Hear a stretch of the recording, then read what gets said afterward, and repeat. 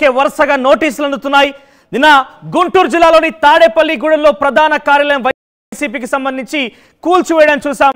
ప్రభుత్వ భూముల్లో అక్రమంగా అవినీతి పాల్పడుతూ కూల్చడాలటువంటి ఘటనలు చూసాం. ఇక్కడ మీరు స్క్రీన్ మీద చూడవచ్చు. పెద్ద ఎత్తున వైసీపీ తాడేపల్లిగూడెంలో ప్రధాన కార్యాలయం అక్కడ కూడా కొంత ప్రభుత్వ భూమిని ఆక్రమించి అవినీతి ఎటువంటి పర్మిషన్స్ లేకుండానే నిర్మించారనే ఒక ఆరోపణతోని సిఆర్డీ అధికారులు 2 సార్లు నోటీసులు జారీ చేశారు. దానికి సంబంధించి ఎటువంటి సమాధానం రాకపోయేసరికల్లా నిన్న దీనికి సంబంధించి ఉదయాన్నే కూల్చివేయడం జరిగింది. డిమాలిషింగ్ ఆర్డర్స్ ఇచ్చి కూల్చివేయడం జరిగింది. సో చాలా పెద్ద ఎత్తున ఈ తాడేపల్లిగూడెంలోని వైసీపీ ప్రధాన కార్యాలయం కూల్చివేత తర్వాత రాష్ట్ర వ్యాప్తంగా మిగిలినటువంటి 26 జిల్లాలకు సంబంధించినటువంటి పూర్తి స్థాయి వైసీపీ భవనాలన్నీ కూడా అక్రమమే అనేది చాలా సుస్పష్టంగా పెద్ద ఎత్తున ప్రచారం జరుగుతోంది. దానికి సంబంధించి వైసీపీ నేతలు కూడా కొంత ఆందోళన చెందుతున్న పరిస్థితి కనబడుతోంది.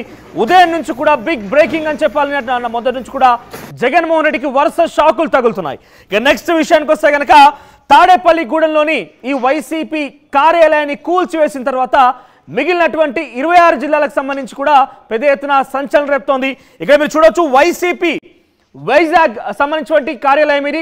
విశాఖపట్నంలోని వైసీపీ పార్టీ కార్యాలయానికి కూడా ఉన్నతాధికారులు ప్రభుత్వ అధికారులు నోటీసులు జారీ చేశారు. దానికి సంబంధించి కూడా నోటీసులు అక్కడ స్టిక్ చేసినటువంటి విజువల్స్ కూడా చూస్తున్నాం మనం. సోరాలుగా విశాఖనే కాదు 26 జిల్లాల్లో కూడా ఇదే పరిస్థితి. సో అక్కడ కూడా నోటీసులు ఇప్పటికే చాలా నియోజకవర్గాల్లో చాలా జిల్లాల్లో కూడా అధికారులు అందిస్తున్న పరిస్థితి కనబడుతోంది.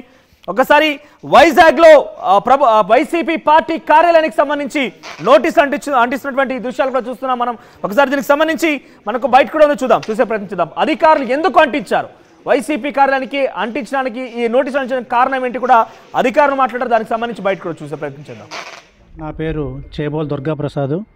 మా ఊరు కొత్తూరు నరసింహపేట గ్రామం 84వ వార్డు. మరి ఎన్నో సంవత్సరాల నుంచి మా ఉమ్మడి అవసరాల కోసం గ్రామ ప్రజలందరూ ఇక్కడ కాపు భవనం కట్టుకోవాలి, అలాగే ఉన్న స్థలంలో మిగతా స్థలంలో కూడా ఒక ఇండోర్ స్టేడియం కట్టుకోవాలని భావించి మరి ఎటువంటి అక్రమాలకు గురవ్వకుండా ఈ స్థలాన్ని ఎన్నో సంవత్సరాల నుంచి కాపాడుకుంటూ వస్తున్నామండి. మరి 2019లో వైసీపీ ప్రభుత్వం గెలిచిన తర్వాత ఇక్కడ గెలవకముందు అమర్నాథ్ గారు ఎట్టి పరిస్థితుల్లో ఈ భూమిని మీకు కేటాయించి ఇక్కడ మీకు కళ్యాణమండపం కట్టిస్తానని చెప్పి ప్రజలందరినీ హామీ తీసుకొని ఈరోజు ప్రజలందరినీ మోసం చేసి అక్రమంగా ప్రజా అవసరాలకి విరుద్ధంగా ప్రజలకు విరుద్ధంగా ప్రజల నిర్ణయాలన్నీ పక్కన పెట్టి ఇక్కడ అనాథరైజ్డ్గా ఈ వైసీపీ కార్యాలయాన్ని కట్టడం ప్రజలందరూ వ్యతిరేకిస్తున్నామండి. ఎట్టి పరిస్థితుల్లో ఇది ప్రజల అవసరాల కోసం వాడకుండా వాళ్ళ యొక్క వ్యక్తిగత ప్రయోజనాల కోసం ఒక పార్టీ ప్రయోజనాల కోసం ఇక్కడ వైసీపీ పార్టీ కార్యాలయం కట్టడం ఎట్టి పరిస్థితుల్లో ప్రజలందరూ వ్యతిరేకిస్తున్నారు దీన్ని. మరి దీని గురించి మన పీలగొంది సత్యనారాయణ గారి దగ్గరికి కొంతాల రామకృష్ణ గారి దగ్గరికి ఈ ఎలక్షన్ ముందు మరి వెళ్ళి చెప్పడం జరిగిందండి. వారు వచ్చి మరి ఈ పార్టీ కార్యాలయాన్ని సందర్శించి ఆయన ఆ రోజు ఒక మాట అన్నారు. రామకృష్ణ గారు, నిజంగా వైసీపీ ప్రభుత్వానికి చిత్తశుద్ధి ఉంటే దీన్ని ఎట్టి పరిస్థితుల్లో నిర్మూలించి ఈ స్థలాన్ని కాపు భవనానికి కమ్యూనిటీ హాల్కి కేటాయించండి. లేని పక్షంలో వాళ్ళు కానీ ఈ నిర్ణయం తీసుకోకపోతే గెలిచిన తర్వాత ప్రభుత్వం అధికారం వచ్చిన తర్వాత ఉమ్మడి కూటమి అధికారంలోకి వచ్చిన తర్వాత దీన్ని ఎట్టి పరిస్థితుల్లో నిర్మూలించి ఇక్కడ 2 కోట్లతోని కమ్యూనిటీ హాల్ కట్టిస్తానని చెప్పి రామకృష్ణ గారు మాట్లాడడం జరిగింది. అదేవిధంగా గెలిచిన 20 రోజులు కూడా కాలేదు. మరి అధికారులందరికీ కూడా సూచనలు ఇచ్చి ఈ యొక్క పార్టీ కార్యాలయాన్ని ఒక తగు చర్యలు తీసుకోవాలని చెప్పి అధికారులందరికీ చెప్పడం జరిగింది. దానికి ప్రజలందరితో కూడా మేము కూడా ఆనందం వ్యక్తం చేస్తున్నామండి.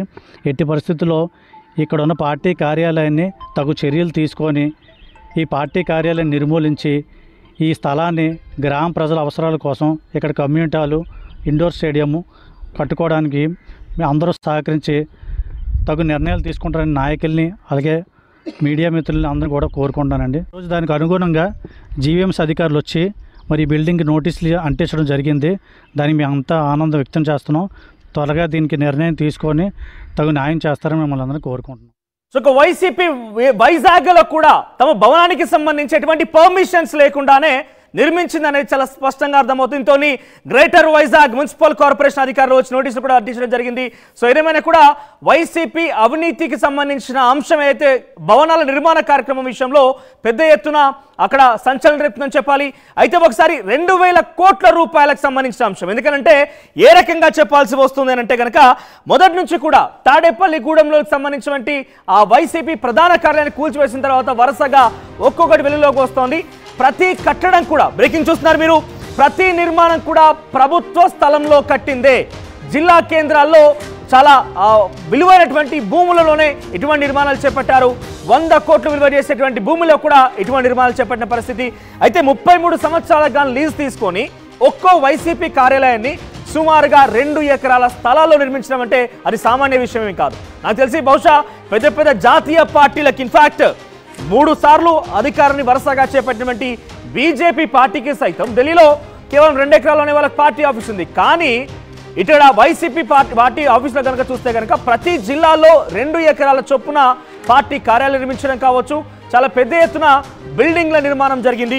ఒకసారి డిస్ట్రిక్ట్ వైజ్గా మనం చూస్తే కనుక పశ్చిమ గోదావరి జిల్లాలో ఉన్నటువంటి ఈ భవనం చూస్తున్నాం మనం. ఇది కూడా ఒక ప్రభుత్వ స్థలంలో కట్టిందే. సుమారుగా 100 కోట్ల రూపాయలు విలువ చేసేటువంటి ఈ స్థలంలో పశ్చిమ గోదావరి జిల్లాలో కూడా ఒక భవనం కట్టారు. సేమ్ యాజ్ ఈజ్, అన్ని డిజైన్స్ కూడా ఒకే మాదిరిగా ఉంటాయి.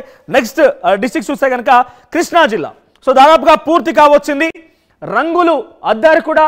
సో రెడీ టు లాంచ్ రకంగా ఉంది కృష్ణా జిల్లాలో కూడా. ఇది కూడా ఒక ప్రభుత్వ భూమిలో కట్టినటువంటి కట్టడమే. సో నెక్స్ట్ చూస్తే కనుక బాపట్ల నియోజకవర్గం, బాపట్ల జిల్లాకు సంబంధించి కూడా అక్కడ కూడా రెడీ లాంచ్లో ఉన్నది. దాదాపుగా 75% పూర్తి కావచ్చింది. ఇది కూడా సుమారుగా 2 ఎకరాల స్థలంలో కట్టిందే. నెక్స్ట్ చూస్తే కనుక అనకాపల్లి. సో అనకాపల్లిలో కూడా రెడీ టు లాంచ్లో ఉంది, రంగులు అద్దారు. ఇక రేపు మాపో మరోసారి కానీ ప్రభుత్వం వస్తే లాంచ్కి రెడీగా ఉన్నటువంటి వైసీపీ కార్యాలయం ఇది కూడా ఒక ప్రభుత్వ కార్యాలయంలో కట్టిందే. ఇక నెక్స్ట్ జిల్లా చూస్తే కనుక పల్నాడు జిల్లా. సో పల్నాడు జిల్లాలో కూడా ఇది దాదాపుగా 80% పూర్తి కావచ్చింది. దీన్ని కూడా పర్మిషన్స్లో ఎట్టి పరిస్థితుల్లో కూడా పూర్తిగా అన్నీ కూడా ప్రభుత్వ భూముల్లో కట్టిన కట్టడాలుగానే మనం గమనించాలి. అది నిష్క్రమమైనటువంటి కొన్ని భూముల్లో కావచ్చు, దేవాదాయ భూముల్లో కావచ్చు, కొన్ని చెరువుల్లో కూడా కట్టిన సందర్భాలు కూడా ఉన్నాయంటూ కూడా ఆశ్చర్యపరుస్తున్న పరిస్థితి. సో ఇది పల్నాడు జిల్లాకు సంబంధించింది. మరొకటి తిరుపతి జిల్లాకు సంబంధించింది. సో తిరుపతిలో కూడా దాదాపుగా 50% వరకు పూర్తిగా వచ్చింది. ఇది తిరుపతిలో కూడా ప్రభుత్వ స్థలంలోనే కట్టినటువంటి వైసీపీ కార్యాలయం ఇది. నెక్స్ట్ సోరల్గా ఏలూరు జిల్లా దాదాపుగా పూర్తిగా వచ్చింది, 90% పూర్తి అయిపోయింది. దీనికి సంబంధించి కూడా ప్రభుత్వ అధికారులు నోటీసులు జారీ చేస్తున్నారు. ఓవరాల్గా 26 జిల్లాలో కూడా ప్రభుత్వ అధికారులు నోటీసులు జారీ చేస్తున్నారు.